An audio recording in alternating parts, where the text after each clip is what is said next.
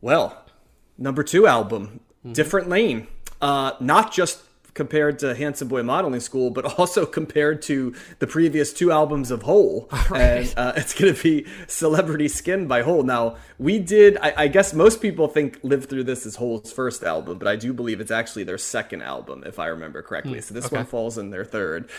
This was during the Courtney Love reinvented as an actress, sort of celebrity, right? Outside the grunge lane, the glam end of it and stuff like Hmm. that. I do remember quite a few tracks, most notably Celebrity Skin and Malibu, being on the radio and MTV quite a bit. And to this day, you'll hear them at different spots. Yep. So I did know what I was getting into with this album. I know Billy Corgan was also quite a bit involved in sort of the theming of this album as well. He and Courtney Love have one of those funny relationships where they're like frenemies, kind of like Yeah. they've even like lived together, like, and then had falling outs. They've dated, they've been on, not spoken to each other. So they do seem like they have complementary and also conflicting energy at the same time, as weird as that is. So they're there, but I am familiar with this one, so I'll have plenty to say about it. But Josh, I guess I'll start by saying, how familiar were you with this album?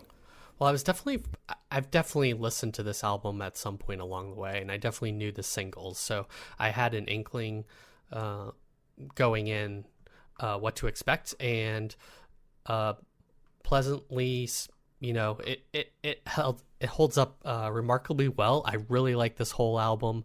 I think this is, I was really high on the previous album as well, but this album is, I think, probably more like kind of mainstream in a way, or more commercial as Oh, for compared to the sure. last album. Yeah, Yeah. and I think it, as kind of erratic as Courtney Love can be at times, she works extremely well as the lead singer of this band, and I think this is a great album. I find it eminently listenable. There's not any weak songs on this album. The thing about Hole that I really like is that it's kind of got an edge, but it's also like kind of pop inflected as well, and it's kind of like got both Well, yeah, this like album things. certainly. Yeah, and that's like really the sweet spot for me. I think that's why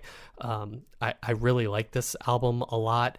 The big singles, Malibu and Celebrity Skin, are like kind of perfect examples of that, but the rest of that album also hits really hard and is really fun.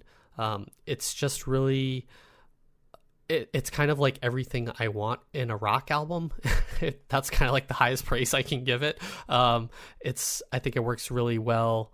The fact that it's female fronted is also, I think this is just a great example of all the female bands that we've talked about and liked, from early on, Bikini Kill, X-Ray Specs, like, all of the Riot Girl stuff, like all of the kind of DIY stuff from Washington and bands that we've talked about as well that we've really liked. And this is the kind of like pop essence of that in some ways. And I'll even take in a different direction, okay, Josh. yeah, While the reference points I totally get, yeah, I actually think, you know how the Eagles suck, Josh? At the Yes. band the Eagles, we think Yes, they we suck. So hot yeah. take. I feel like this is a version of what like Eagles, I guess it is Eagles, right? Not the Eagles, so I gotta go Eagles do. But like this is the optimized, best possible version of that type of music, right? Like sunny, sort of, sunny, bright music with like dark underpinnings Yep. a little bit. This has like all the edge and all of the things that hit what I'm looking for in that type of music that something like Eagles don't have, right? And I actually think this is much more coded to bright, sunny 70s rock, even things like Okay. Fleetwood Mac and stuff like that, with Yeah. just not. And then the fact that they have grunge bona fides, right? Yep. And that's kind of what it is. It's sort of doing that type of music with the fact that the rest of Hole have the credibility that you were mentioning, right? Of coming from, that Riot Girl, but also grunge Yeah.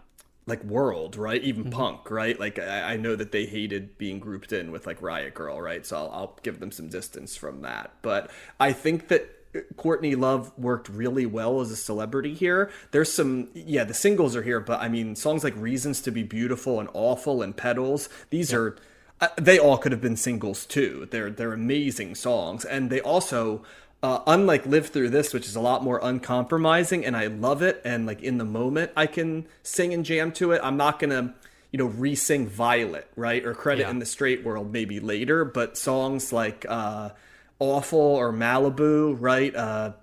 Reasons to Be Beautiful. These were songs that I was revisiting and singing because they've got big, bright choruses too, to go along with, that great guitar in the background. Melissa Vanderoff, I think, was added during this album, and she adds a certain sound that is slightly different than the grunge sound. It makes it a little bit more of like a mainstream alt rock sound, but the rest of the band is here.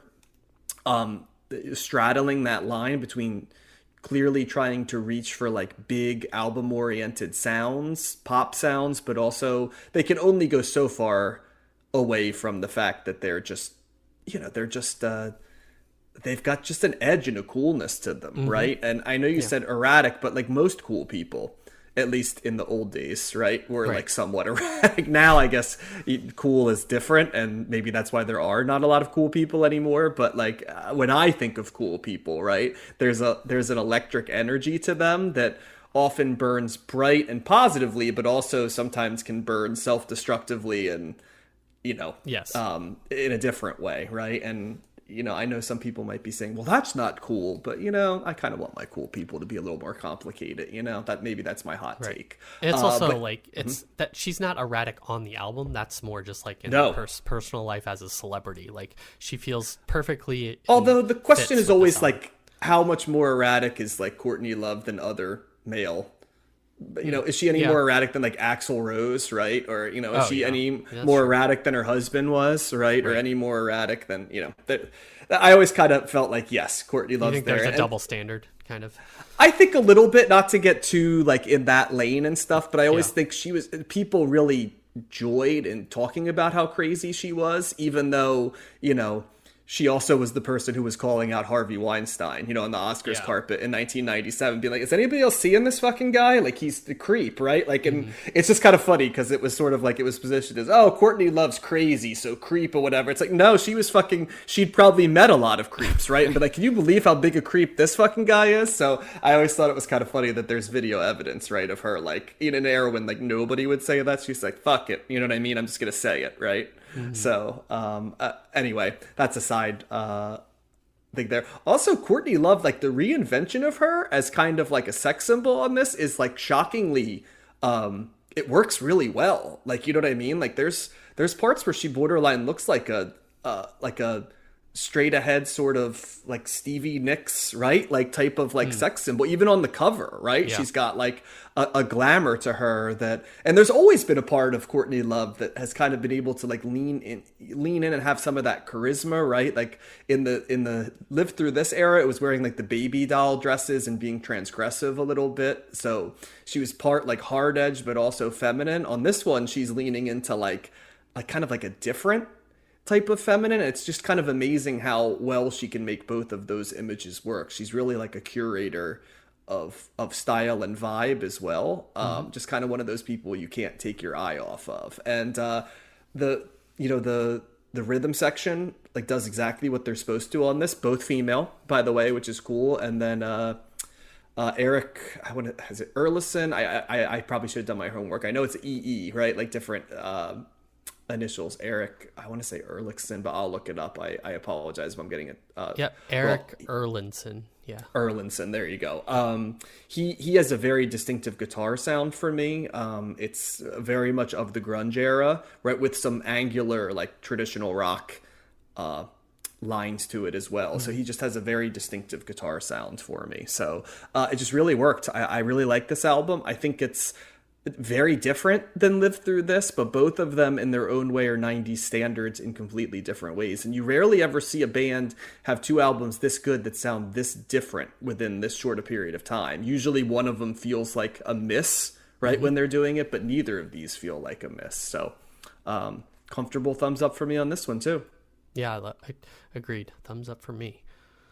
Yeah, and Petals must have been involved in something recently, because as good a song as it is, and I love it, it's got a ton of plays. Oh, really? Only second to Celebrity Skin and Malibu, which you would expect to have them.